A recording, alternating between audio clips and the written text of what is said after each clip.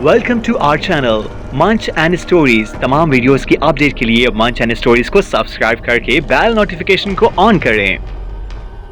ये कहानी हमारे एक यूट्यूब फैन ने भेजी है। वो लिखते हैं, मेरा नाम रिजवान है और मैं नवाबशाह का रहने वाला हूँ। ये कहानी तकरीबन 14 साल पुरानी है और मुझे ऐसे याद है जैसे मानो कल ही की कोई बात है। मुझे वेट लिफ्टिंग का बहुत शौक था।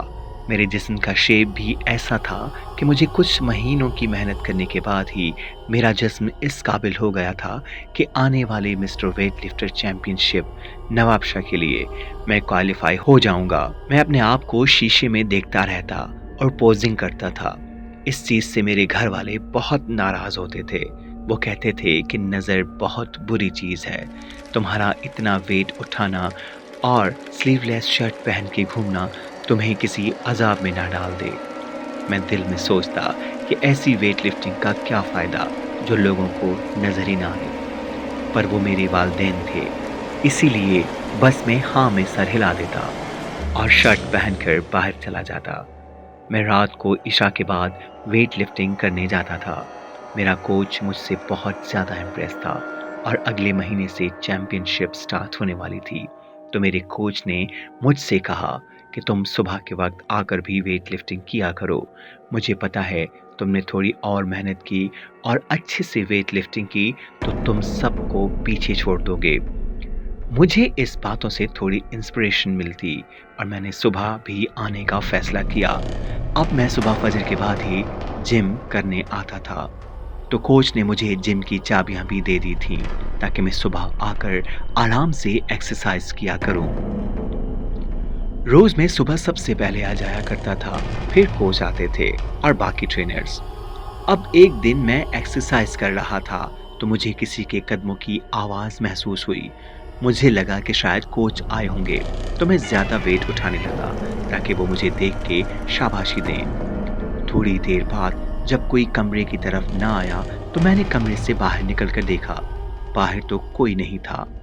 हमारे जिम में 3 अलग अलग कमरे थे तो मुझे लगा शायद कोच दूसरे रूम में चला गया होगा। मैंने तीनों रूम में देख लिया पर मुझे कोई नहीं मिला। मुझे लगा ये मेरा वहम होगा। खैर, मैं दोबारा जाके वेट लिफ्टिंग करने लगा। थोड़ी देर गुजरी तो साथ वाले कमरे में रनिंग मशीन चलने की आवाज़ आने लगी। मुझे लगा कि कोई और ट्रेनर आ गया होगा।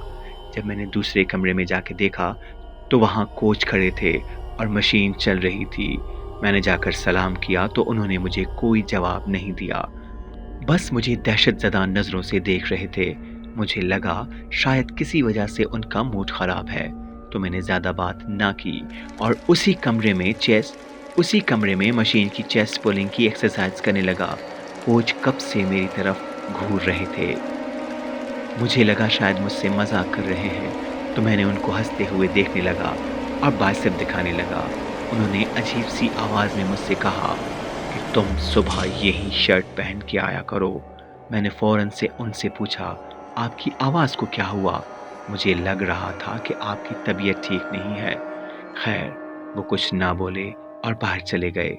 मैंने सोचा तबीयत ठीक नहीं है तो ज़्यादा सवाल न किए जाएं और मैं दोबारा अपनी एक्सरसाइज करने लगा। अब आधा घंटा गुजरने के बाद कोच वापस कमरे में आए और आते ही उन्होंने सलाम किया। वो बिल्कुल फ्रेश लग रहे थे। मैंने सलाम का जवाब दिया और फिर वो मुझसे बातें करने लगे। मैंने उनसे पूछा कि आप अभी इतने गुस्से में क्यों थे? तो उन्होंने कहा, कब? मैंने कहा, अभी कुछ देर पहले जब आपने कहा था कि यही शर्ट पहन के एक्सरसाइज किया करो। तो कोच ने मुझसे कहा, पागल हो क्या तुम? मैं अभी आया हूँ, ख्वाब तो नहीं देखा तुमने? मैंने ज़्यादा बहस नहीं की और अपने जहन में ही वो वाक़या दोहराने लगा। मैंने कोच से कहा कि मैंने आप ही को देखा था यहाँ पर। तो उन्होंने मुझसे कहा कि तुम अकेले ना आया करो, अपने साथ किसी को लाया करो या थोड़ी देर से आया करो। मैं देर से तो नहीं आ सका था क्योंकि मैं कॉलेज पढ़ने जाता था, तो मैं अपने साथ अपने छोटे भाई को लाने लगा। 2-3 दिन तक तो मेरे ठीक से गुजरे, पर चौथे दिन जब मैं एक्सरसाइज कर रहा था तो मेरा छोटा भाई मुझे वैसे ही घूरने लगा।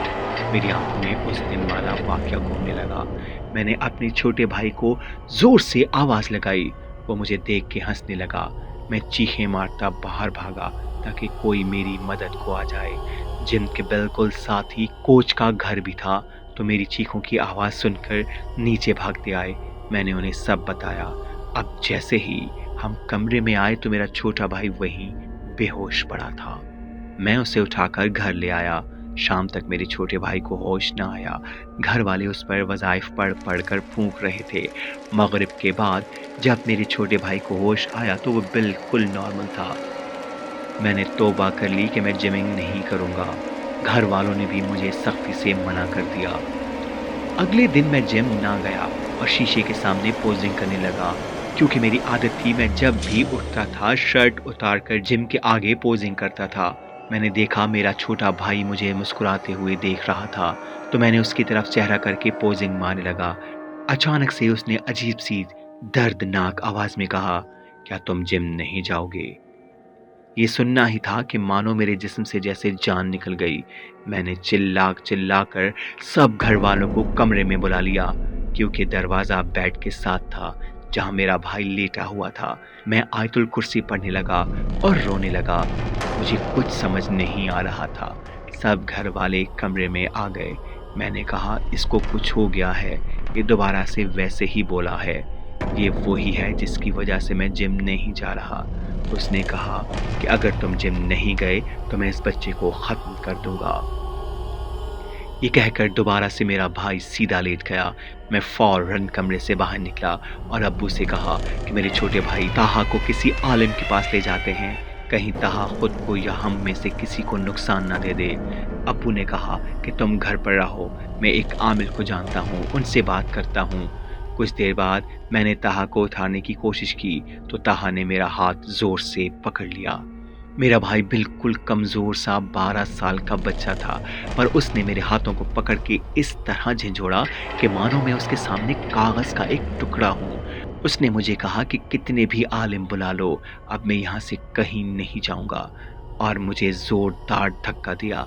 मैं जाकर दीवार से लगा, बस कोई उसके पास नहीं जा रहा था।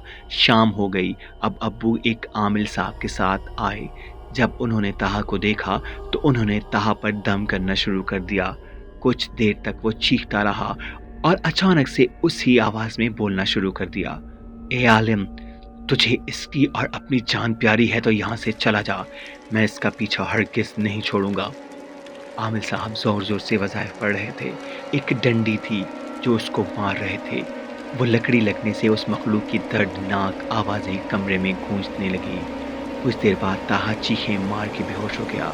हमने आमिल साहब से पूछा तो उन्होंने बताया कि ये रूह अब यहाँ से चली गई है, और एक तावीज़ दिया जो हम सारे घर वालों के लिए था। उस दिन के बाद से तो मैंने तौबा कर ली और जिम की तरफ मुड़ कर भी नहीं देखा। पर मैं कोच से जब भी मिलता हूँ वो कहते हैं, इतना मेहनती लड़का मैंने अपनी ज़िंदगी में नहीं देखा था। तुमने ट्रॉफी जीती हो या नहीं, मेरे लिए तुम चैंपियन ही हो।